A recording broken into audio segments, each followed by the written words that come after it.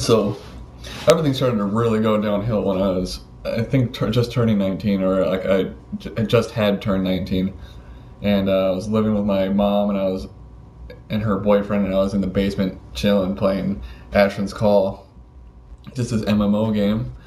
Man, I would wait for my friend to call me all day to say that he's got like some weed to smoke, and I'd be like, fuck yeah, because I didn't have a job or nothing, because I was a piece of crap, and so like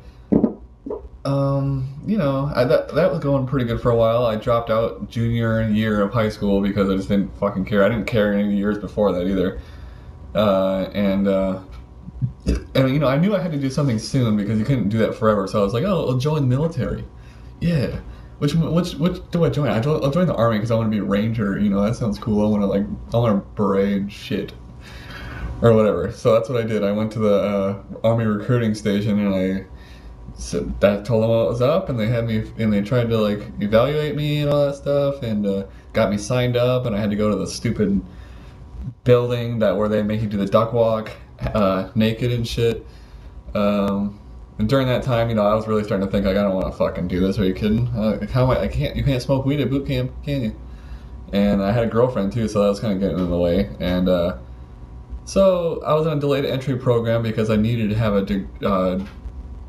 high school diploma to do it, and so they asked me if I could join an alternative school, and I was like, oh hell yeah, because I knew that'd be no problem. Like 2 days a week, you walk in with a bunch of losers playing number munchers and shit, and so I get that done pretty quick. And then he told me that if you paid a certain amount of money, he could actually get the GED bumped up to a diploma. And I was like, really? And he's like, yeah, so I'm going to give you $60, and before you walk in, I want you to hand it to her, and she'll know what it's about. I'm like, okay.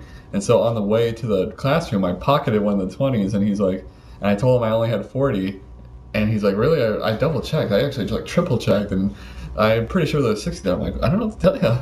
Look at 40, see? And so he gave me another 20, and paid it off, and that exactly happened. I got a diploma officially, and so then I was ready to go. And so I'll skip a few things, like I was in doubt and the recruiters had to keep coming to me and shit, but eventually we end up in the hotel where I'm supposed to leave. And since I was on delayed entry, you're not AWOL until you're in boot camp and you leave. And so I decided to leave the night I was supposed to head out for boot camp, after giving my friend a call, like, I don't want to fucking do this, like I knew I wasn't going to the whole time. And so he comes at 9 o'clock, 10 o'clock, and I'm out. And I'm smoking weed an hour later. It was pretty dope. And so I was pretty ashamed of that. So I didn't come back home. I stayed with a friend for a while, and he, said if I start looking for a job, I can stay as long as I'm looking for a job and pay rent eventually. But, whatever. I was dicking around. So my girlfriend shot me a proposition. Like, my mom said you can live with us up in Merrill, Wisconsin, which is 4 hours north, and it's like this little fucking shithole. And I didn't have anything going for me, so I'm like, all right, cool, let's do it. And I see our mom, and her mom seems nice or whatever, and we're on our way up there. And I said something that made her say, you sound like a fruitcake or whatever. And I was like, shit, I knew right there. I was like, what am I doing with my life? Fuck. Well, you can't turn back now, or maybe you could have, but I didn't say nothing. So we're up there, and she's in a trailer, and there's these two like fucking redneck looking kids, and I'm like, holy shit. And I see the room I'm gonna sleep in and shit, and long story short, what a bitch her mom ended up being, and just a whole shithole. So I did all I could. I got a factory job working at 4 in the morning and busting my ass, and was able to get my own apartment with her by ourselves. And so I do that. That lasted about a month or so before I was like, this is lame. My life was almost too easy, where I was just working and coming back and doing nothing except gaming.